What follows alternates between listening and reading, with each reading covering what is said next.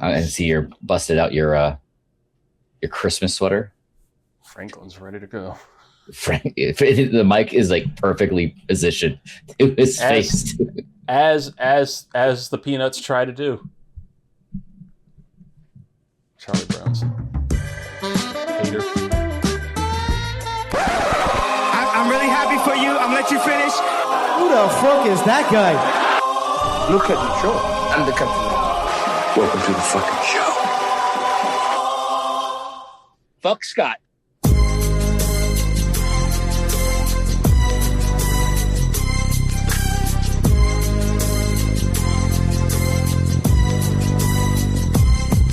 That is right, folks. Your ears are not deceiving you. Welcome back to College Shame Day. I am your host, Scott Ellia, and this is one of those weeks where college football reminds you it's never just about the games. It's about power, ego, and occasionally adults making decisions that would get freshmen kicked out of their dorm. But hey, who am I to judge? But joining me today is the man, the myth, the legend himself, the black man to my man in black, Reed Murphy. Hiya. How's it going, Reed? It's going better than a lot of college coaches. Listen, I'm just glad you're here because, the way that this week has gone in college football, I needed a co-host in case the news tries to arrest me next. So it's wild. It was literally a week calling for shame in college. So of course, College Shame Day had to return. Right. And see, it's just a perfect storm. This has been not a lackluster season here at College Shame Day. I have other things going on a little bit more pressing than hosting a weekly variety show when it's been kind of a very dull and quiet college football season until now. So it prompted an impromptu College Shame Day episode for you fine folks at home. We have not put out content for the 323 network in about 2 or 3 weeks. And now it's about to be spammed with about 5 or 6 different episodes in the course of a weekend. Hey, it's the season of giving, right? That's right. We're giving the people what they want. We're kind of holding back. It's the same thing that I tell my children.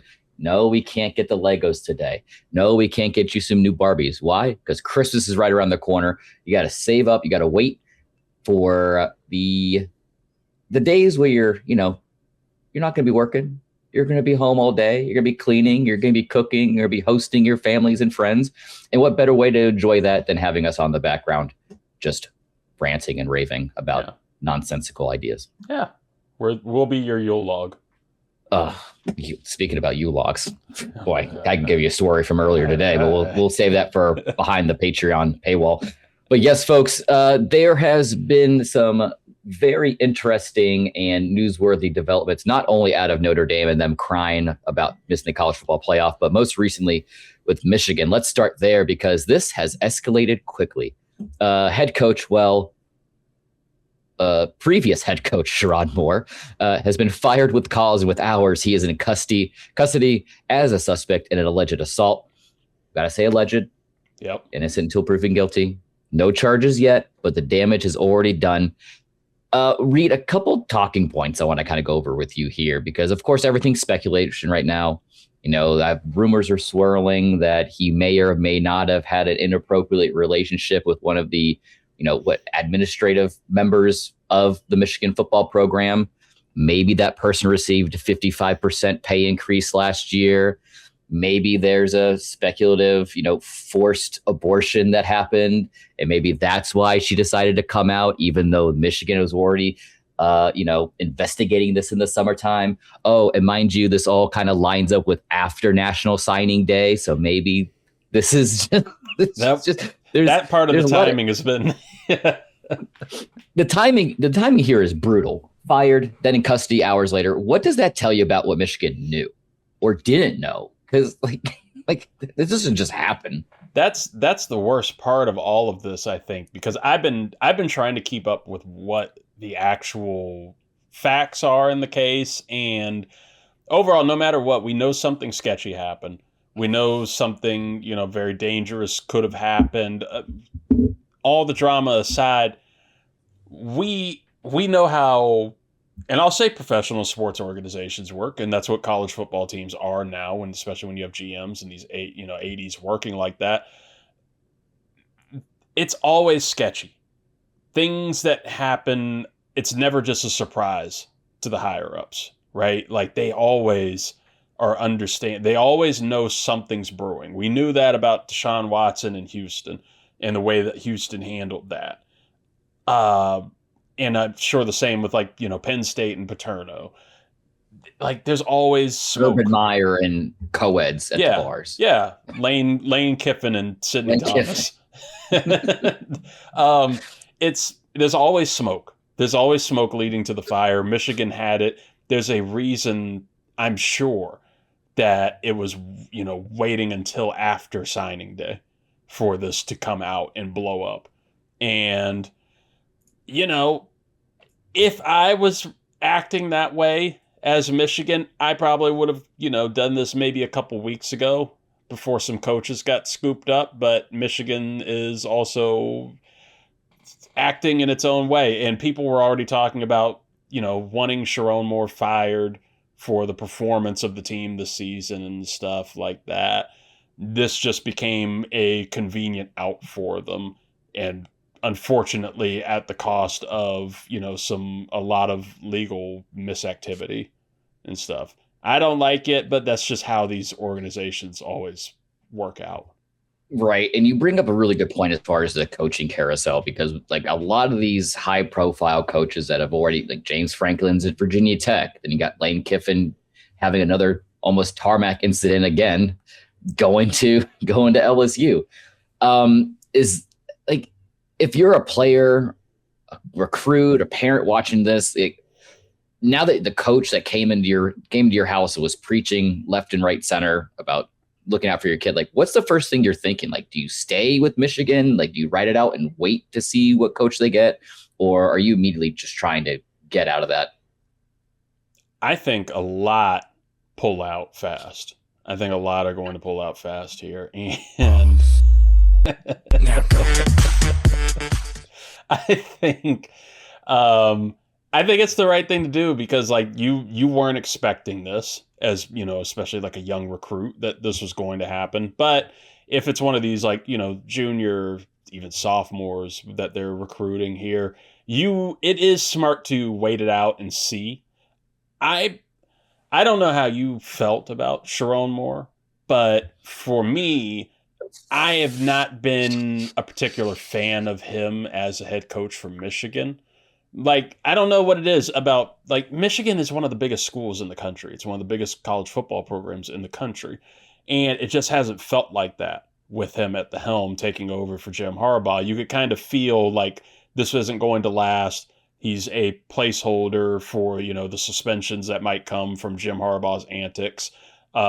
He's going to do as much as he can from the shadow of Harbaugh's legacy, just like we see a lot of times with, legacy coaches stepping down, and, the program will still succeed for a couple of years off of those recruits and stuff.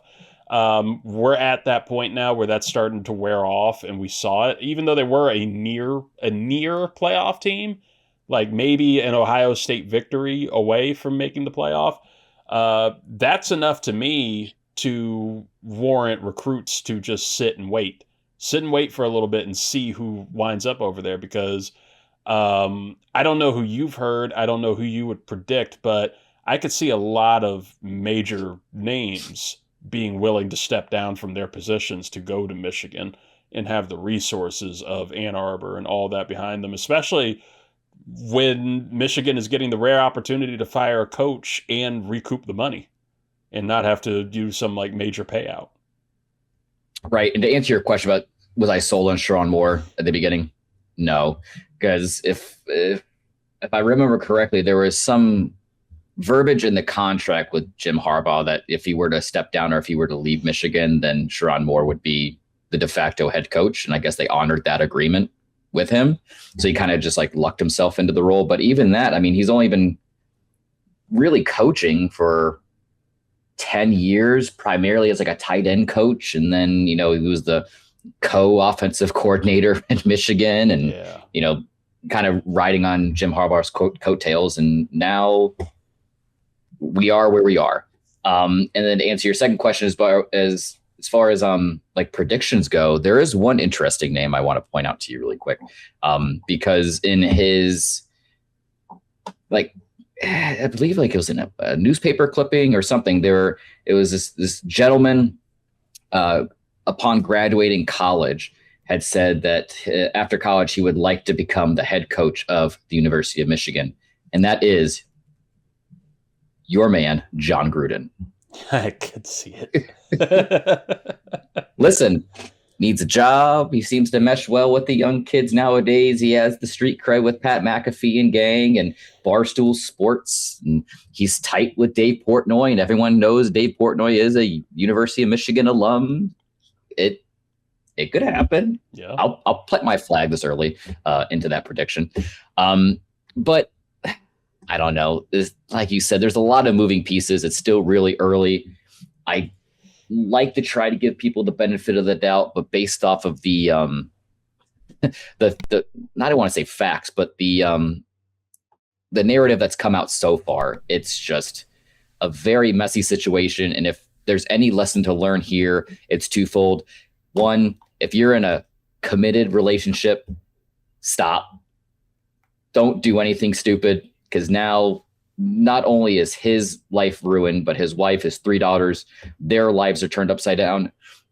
And if you're not in a committed relationship, stay away from people who are, because you're just as guilty. You see all these people pointing the blame, all the fingers at Sherrone Moore, and they're not pointing at the other one, at the other party. She's just as guilty if this was true. But I'll just leave that little anecdote for you. Can I throw 2 potential moves that would entertain me if they were to happen outside of John Gruden? Tom Brady. No. Oh, that's okay. 3.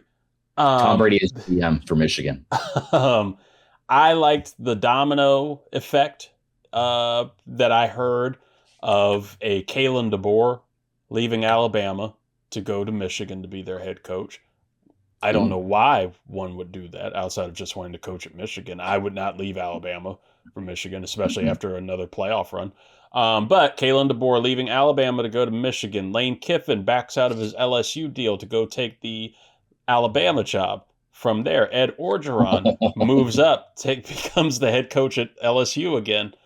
And then, just somewhere in there, Brian Kelly just recoups power. I don't know where. Or James Franklin. So James Franklin became the head coach at Virginia Tech, right? Mm-hmm. He replaced Brent Pry, who was the head coach at Virginia Tech, but recently hired Brent Pry to be the new defensive coordinator at Virginia Tech right after he was the head coach. What if James Franklin were to leave, go to Michigan, and Brent Pry becomes the interim head coach at Virginia Tech? They just got their head coach at a cheaper deal. Yeah. They just kept him. Just why not? Yeah, a little discount. I was like, hey. No, but I didn't even think about Brian Kelly still being an option. I could see him. He's just looming. He's just sitting there.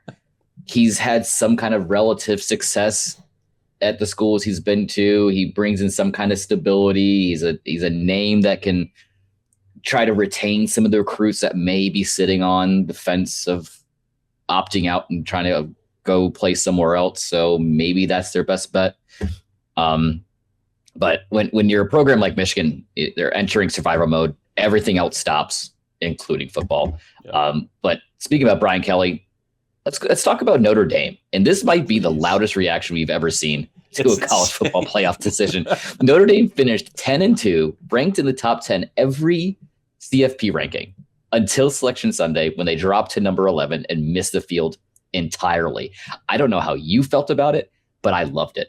Outside of like an Alabama absolute collapse, which they shouldn't have been in the college football playoff anyways, as a 3-loss Alabama team. They only drop a handful of spots, but when we win the ACC, we drop completely out of the rankings. I feel like Florida State got the bigger shaft 2 years ago than this Notre Dame part. But if you're Notre Dame, do you feel betrayed by the weekly rankings, or should you already know those are just entertainment at this point? Because you already know, folks at home who've been listening to the show for a while already understand that my absolute hatred for weekly rankings. Yep. It just overinflates every matchup from day one on. If you're going to do the rankings, maybe you have to wait till week 6 or 7 so you can see what these teams are. But if you're Notre Dame, like, what do you do outside of opting out of the bowl like they did? I liked them opting out of the bowl. It came off like, I'm going to take my ball and I'm going home. Going home. Yeah, it came off like that a little bit. But I mean, why not? Like, because, yeah, I'm not going to go play in a stupid-ass bowl when I would feel rightfully betrayed by the weekly rankings, because for weeks now, you're basically being told you're a lock for the playoff. Like, you're being told you're going to make the playoff until they all of a sudden tell you, no, you're not. You're not going to. And we saw them just going on a media blitz last week ahead of the final selection, trying to get in there because, it sucked. They didn't have, because they're not in a conference, they didn't have another opportunity to try and make a case. But that's join a conference. That's by their doing. Yeah. So, like, I don't think that you can't argue too much, because you're not playing in some type of championship opportunity. You're not playing against some other team in this final week to try and get in there. I don't necessarily, I don't feel bad for them whatsoever. No, absolutely not. Because, and then Notre Dame's not just blaming the committee; they're blaming the ACC at the same time. That's the other big thing. Yeah, you have Duke upsetting UVA to win the ACC, and that just completely just blew up everything. And I think if anyone's a fan of chaos, they enjoyed that moment. But then you have the AC Network replaying the Miami Notre Dame game from earlier on this season when Notre Dame got upset. But then come out, calling foul on the ACC about doing this, that, and the fourth. But yeah, you have Notre Dame blaming the ACC for everything under the sun, when, yes, they are part of the ACC for, I believe, all sports outside of football, which they have kept independent. But you can't have your cake and eat it too if you're Notre Dame. You can't remain being an independent football program outside of conference play and then expecting to get, special treatment. And then the Big 12 commissioner takes shots at Notre Dame.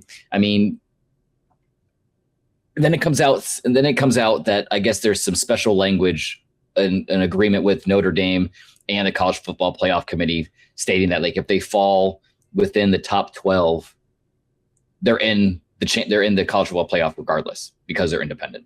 But now you have all these other teams and programs and conferences coming out now that they know that exists. Like, this is bullshit. Like, no, that they shouldn't be getting special treatment, because now what you're looking at is a downward spiral of, teams opting out of, scheduled future game agreements and things of that nature. So we're like, no, then we're not going to play you. If you're automatically going to get in no matter what, if you're top 12, then we don't even want to play you, kind of situation. Yeah. So it's, like I said, I loved it. I don't know about you. I would be, and like, they're getting upset at the ACC, right? Because I was seeing a lot of, anger at Miami for getting in over them. And I don't necessarily disagree with it. I don't necessarily agree with the entire process, because I would put in teams that, if you're going to handpick teams that are going into this thing, I'm going to pick the best teams that can make it in. Miami should make it in. I think that they have an actual opportunity to go far and go deep in this thing based off of their talent level.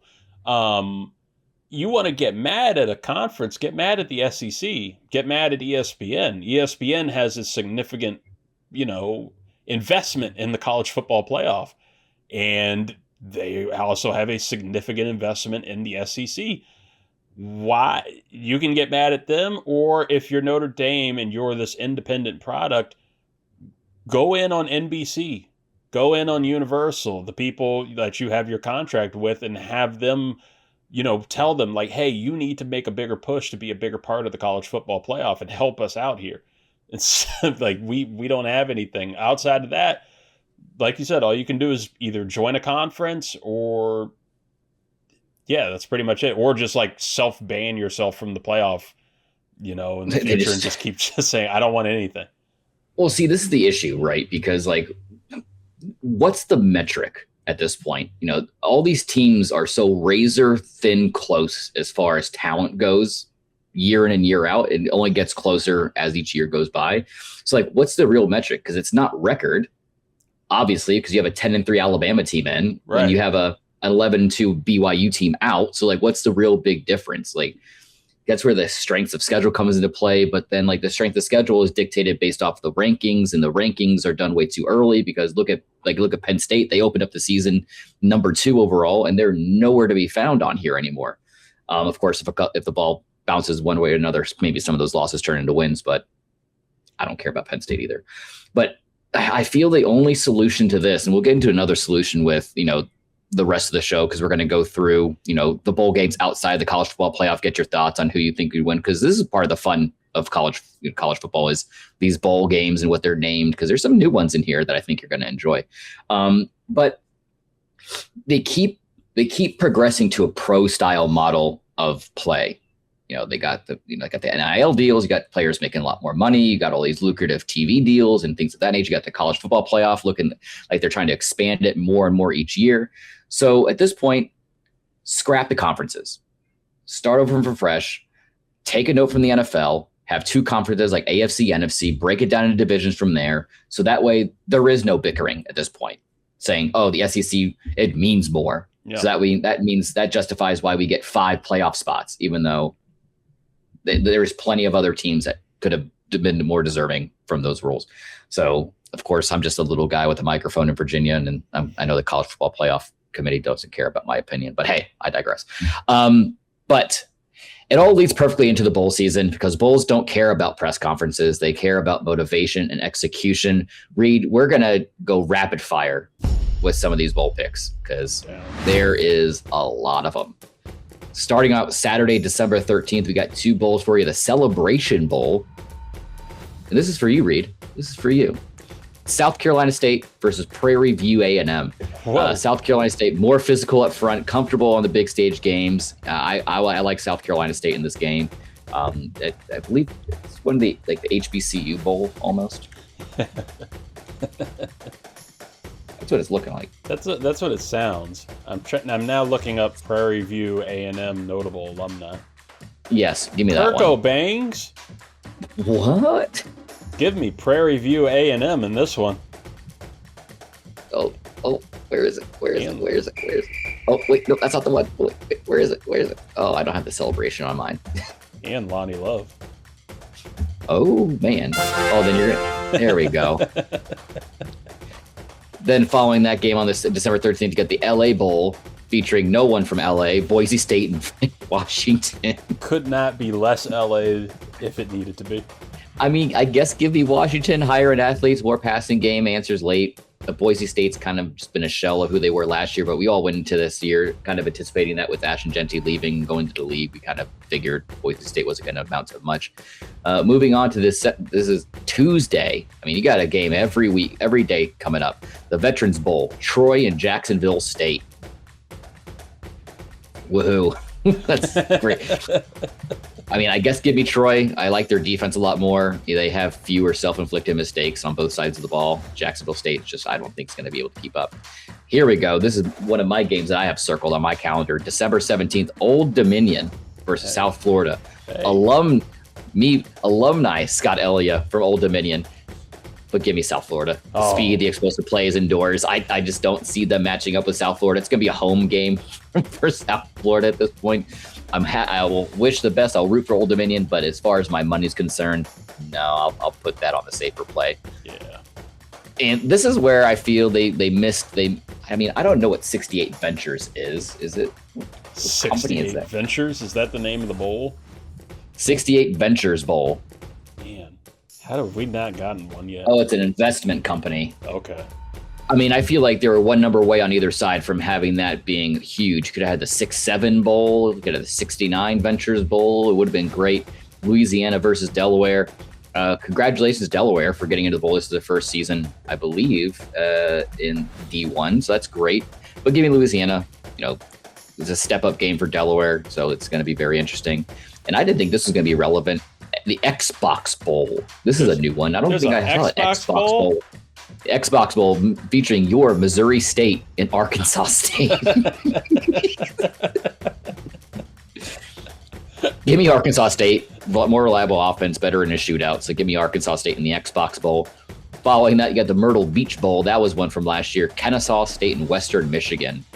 Give me Western Michigan. They're more balanced. Kennesaw's struggling, chasing points late in the season. So that'll be fun to watch. Not the Gasparilla Bowl. This was the bowl that Florida State was projected to go into about 3 weeks ago until we had that last minute, shitting the bed moment, and we lost out on a bowl bid. But you'd be able to watch your Memphis Tigers, the NC State Wolfpack. Give me NC State, more complete defensively, better ability to control the tempo. I really liked what I saw at NC State this year. Oh, here we go. This is your bowl, the Idaho Potato Bowl. You gotta love bowl games that play on the double entendre of the word bowl. Yeah. Like, do they celebrate by just eating mashed potatoes? I would put like a bowl of mashed potatoes on your head. Are we still doing the Hellman's Bowl? Are we still doing the Mayo Bowl? We'll get to that. Don't you worry about that. We still got a long ways to go. We're like a year away from the Sora AI Bowl featuring like Slippery Rock in Hawaii. Oh, God. I have George Mason on here. Give me Washington State, better quarterback play and more consistent. Moving on to December 23rd, it's almost Christmas time, Reed. The jingle bells are in the air. There's no better way to celebrate Christmas than in Boca Raton. Boca Raton Bowl, Toledo and Louisville. Give me Louisville. Athletic advantage across the board, especially on the perimeter, and Toledo's not going to be able to keep up with them. And if that's not enough for you in sunny Florida, let's move on down to the Big Easy, the New Orleans Bowl of Western Kentucky and Southern Miss. Who's going to get rowdy at the New Orleans Bowl? Ooh. With that fan base? That's going to be, yeah. Give me Western Kentucky. Passing game thrives in a dome, better tempo. Frisco Bowl, UNLV versus Ohio. Not the Ohio State, Ohio. But UNLV is going to win because no one wants to give Ohio anything. No. Moving on to Christmas Eve, the Hawaii Bowl of California and Hawaii. I was going to be very upset if Hawaii wasn't playing in the Hawaii Bowl. They should make it like every year. It's like last year how upset we were during the Armed Forces Bowl that it wasn't Army and Navy. Oh, don't worry. We're going to get to that one, too. Oh, yeah. We'll get to that one, too. But after Christmas Day, December 26th on Friday, you got the Game Above Sports Bowl. I don't even know what that means, but Central Michigan and Northwestern are playing in it. It's going to be a gross game. I guess give me Northwestern. I think they're smarter. They got all the doctors, right? In this one, I got to be very careful saying I don't slip up. The Rate Bowl. New Mexico versus Minnesota. I had to make sure I didn't stumble on that one. It's the bowl game that gets your coach fired. Oh, yeah. Watch out for Sherrone Moore. Minnesota, the trench advantage and physicality, especially in the fourth quarter. Give me Minnesota. Honorary First Captain responders. Jameis Winston. Hey, speaking about people who are busy today, First Responders Bowl, FIU versus UTSA. Give me UTSA, cleaner execution. FIU struggles finishing drives. I didn't even know they even still had a football program, to be perfectly honest with you. Here we go. The Military Bowl. Who do you think's playing in the Military Bowl this year, Reed? Please tell me it's at least one military school. Would you consider Pittsburgh or East Carolina a military school? I'll give it to the Yinzers. Yeah. You know what? I am too. Yeah. Their defense, limits explosive plays. ECU's just been wildly inconsistent on offense this year. This game actually I do have circled on my calendar. I'm interested to see how both these teams respond in the postseason kind of play. The Pinstripe Bowl, Penn State versus Clemson. It's a head scratcher. It could be a good game. Yeah. This is a great game like a few years ago. This is the game that they would have wanted on the college football playoff at the beginning of the year. Right. That's almost what we picked. Almost. That's close to what we picked as the championship game. But nope, they got the Pinstripe Bowl. Give me Penn State. Clemson offense has been so uneven, and I really like Penn State's defense and the big boys, the big bodies, and the trenches. The Fenway Bowl. Boston College? Nope. Boston University? Nope. UConn versus Army in the Fenway Bowl. You know what? Give me Army. Give me Army. I can't bet against our armed forces. Who would I be? I wouldn't be a real American. And this is another one of these bowl games where, late in the season, these two teams are catching fire and a lot of the fan bases are getting behind them, rooting for them to kind of squeak in.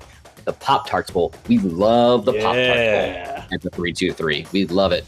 And not only am I going to be watching the game because I'm very interested to see what happens to Mr. Pop-Tart this year, but I really did enjoy watching Georgia Tech and BYU play. I feel like BYU is more disciplined. They make fewer mistakes in one-score games, which I feel this is going to be.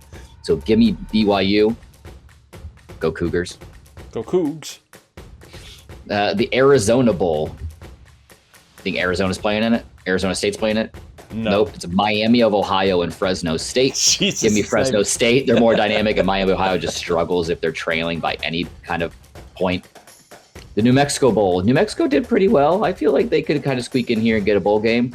But New Mexico Bowl will be hosting North Texas and San Diego State this year. Give me San Diego State. Their defense travels really well. Their physical front wins hands down time and time again. This one's going to be a little bit of a sneaky game, the Gator Bowl. Thankfully, we don't have to worry about Florida being in this one because it's Virginia, UVA, and Missouri. Give me Missouri. You know, they got a talented edge. I mean, it's SEC. Virginia's kind of been sputtering as of late. I don't think they're going to really take that ACC championship loss well. No. But maybe the momentum carries them in, but it'll be definitely a game to watch. Man, we're almost there, Reed. Don't you worry. Going on to the Texas Bowl. And thankfully, we finally got a Texas team in a bowl that's named after a state. We got Houston versus LSU. Okay. That's another game that would be very, very interesting to watch. I'd like to see if not Garrett Esmire, if the team in general can rally without Brian Kelly calling the shots for a change. But I like Houston. You know, LSU, I just don't think they care at this point. They're just there. They're collecting a paycheck. They're going to have a nice little vacation. Yeah. Cool, I guess. Little much going on. There's people moving into your office currently. Right. Rounding out the end of the year, rapid fire for you, Reed. Birmingham Bowls, Georgia Southern at App State. Give me App State. They have more bowl experience and a steadier style of play. December 30th, you got the Independence Bowl of Coastal Carolina and Louisiana Tech. Give me Coastal Carolina, more explosive. Tech just struggles to match fast-pacing offenses. The Music City Bowl, Tennessee versus Illinois. Tennessee is another one of those teams that everyone had really high hopes for this year, and they just couldn't get games to go their way here and there, and now they're just playing in. I guess the Music City Bowl. It's in Memphis, right? Yeah, has to be. Music City. Nashville? Memphis? Nashville. Tennessee. Yeah. Oh yeah, so they're home. It'll be a home game. Yeah. Cool. Good for them. Give me Tennessee. The Alamo Bowl. Remember the Alamo, Reed?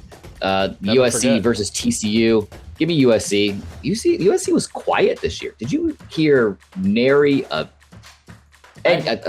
thought of USC this year? I didn't hear a word about them up until last week when I saw that they might make the playoff, and I was like, huh, interesting. That's where'd they come from? Can't tell you who plays for them. Couldn't tell you. They had some decent games, of course. You know, their 3 losses were against, Illinois, Notre Dame, Oregon, a lot of the ranked opponents. So a quiet season seems good for Lincoln Riley now. Lincoln Riley needs it because he just was shaking the cage way too much last year. So maybe next year that'll kind of prop him up for a better run. Yeah. Rounding out the end of the year, December 31st, the Relia Quest Bowl, Iowa versus Vanderbilt. Give me Vandy over Iowa. Give me them. I like Diego Pavia. I really hope that his play can translate to the NFL. I don't think it will. But I've been wrong before. Ask my ex-wife. The Sun Bowl with Arizona State and Duke. Give me Arizona State. I think Duke. I think they used up all their magic in the ACC championship game, and I really like Kenny Dillingham and the Arizona State Sun Devils. So give me them. The Citrus Bowl, Michigan versus Texas. This is another one of those games where this could have been a college football championship game. It could have been one of those highly touted college football playoff games. Both teams are in dire straits, and I'm wondering, with everything that's going on with Sherrone Moore right now, if Michigan might not play in the game. Maybe they'll opt out for logistical reasons now. Who knows? It would probably be good for everybody involved. Arch Manning not having to, get a little loose on a national stage again. Yeah, let's just. I'm gonna go with Texas. I think Michigan has too much going on right now. Give me Texas. And last game of the year, the Las Vegas Bowl, not featuring UNLV. It's Nebraska and Utah. I mean, got all those Mormon faithful in Utah going into Las Vegas. I think they're going to have a wild time. Their defense is more disciplined, better controlling the pace. And I haven't really, that's another team that's kind of been quiet in Nebraska and Matt Rule. I just don't know what to make of that team yet. Like, I don't know if the experiment is just kind of coming to an end there in Lincoln, but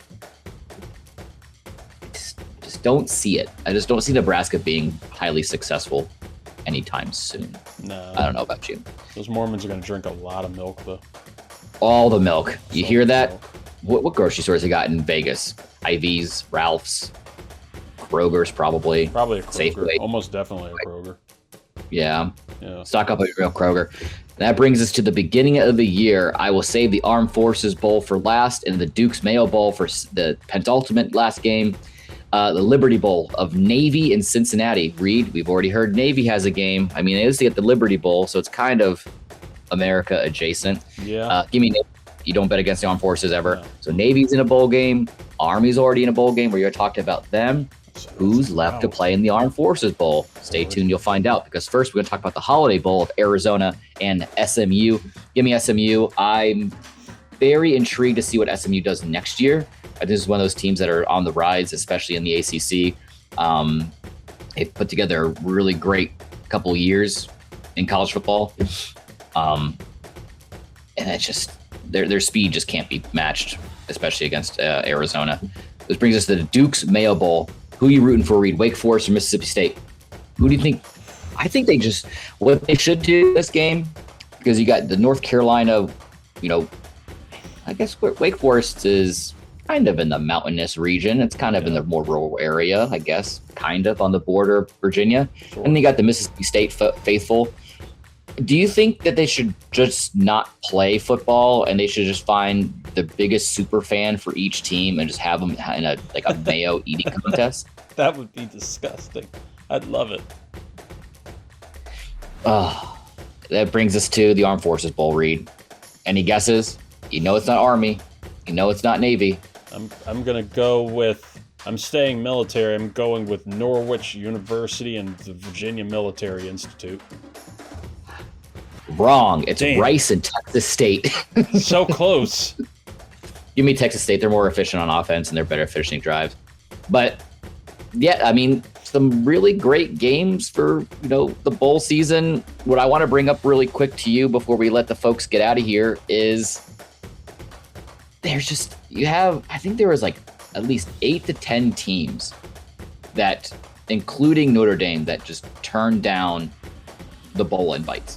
Decided not to go. I mean, Florida State even said they weren't interested after everyone started dropping out. We were like one of the first teams that were going to get invited to a bowl game, and we decided to opt out and not do it this year, which good on them. I'm glad they did that because we don't need to get embarrassed again on national television this season. But do you have a solution to these bowl games and incentivizing teams not to opt out? Because I believe my idea that I've talked to you and folks at home about for years now is probably the only way it could work. But do you have any solutions? I've low-key always kind of liked the idea of moving the bowl games to the start of the season. Yep. And moving to the start of the year. I know that there are a lot of hurdles with it, but it still gives you, it makes for a cool start to the season. And it gives you plenty to promote and plenty of advertising revenue for, your September, late August kind of start time. So I don't mind the start of the year because there's nothing to play for at the end of the year. It's just a bunch of Pro Bowls at that point. Right. Yeah, it's a great, welcome to the insert year here, college football celebration weekend. You have a bunch of these bowls going in here. It incentivizes maybe one of those fringe players that are a junior not to opt out of not to opt out and actually play next year and bring them back to help retain some talent. But the other aspect of that I feel would help is, that's what, 2 weeks worth of games from January 2nd all the way back until December 13th. You got about 2 weeks worth of games. Gives college football playoff committee an extra 2 weeks to schedule another round of playoff games. Mm-hmm.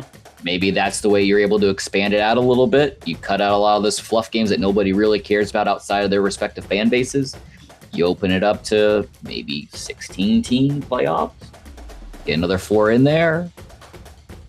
We've talked about them brewing that kind of March Madness level bracket for college football. So, I mean, it's not like they don't have days that they can play it. Right. They could do that. I mean, you could even scale it back like a March Madness style and,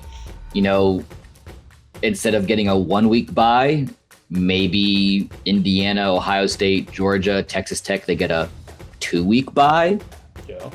3-week bye. They don't play for 3 weeks until they get through all the little piddly teams that go through. And that way it still lines up with the January 1st, December 31st games for the actual bowl games for college football playoff. I mean, it's just an idea to throw out there. But this episode had everything, Reed. I don't know how you felt, but it had scandal, politics.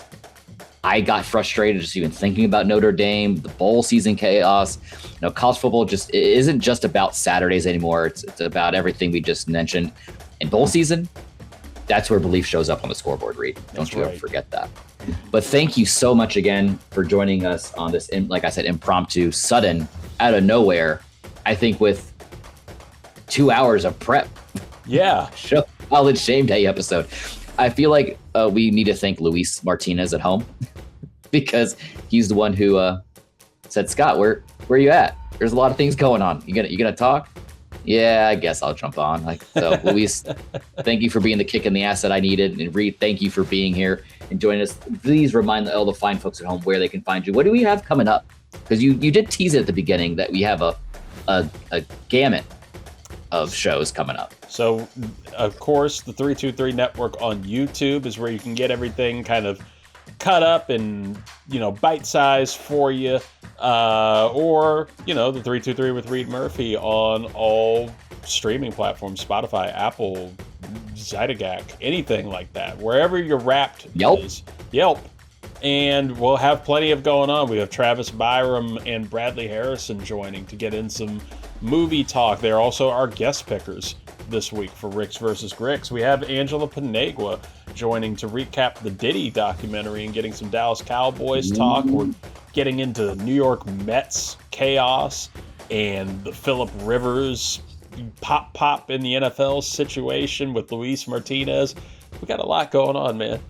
There's a lot. We were off, so we're spoiling you with plenty. And it's all being led by the College Shame Day Emergency Pod. Well, again, it's the season of giving, and we want to try to give back to you folks. And I can say that you're not going to wait another, 2 months for the College Shame Day episode? Because next week, Reed, we'll be back. Yep. Going over college football playoff games. We got the Heisman right around the corner. Congratulations to Fernando Mendoza for winning the, what do you get? The AP player? Not AP. Yeah. It's gotta be the Heisman favorite. But we'll dive into that. By a long shot. Yeah. That'll be your teaser. We'll go through not all the accolades, just some of the heavier hitters. Yeah. The ones that are relevant. We don't need to talk about the bench warmer of the year or anything like that. But we'll get into that next week, along with some other things. We got, NFL draft preview stuff coming up in the next couple of months now that college football's kind of over. So stay tuned. And if you want to go check that out, make sure that you're liking, subscribing, go to the 323 College Shame Day on Instagram. And remember, folks, be shameful, but don't be gross. No. Don't do Have that. some respect. Yeah. For yourself and for everyone else. Yeah. Mike Leach, rest in peace.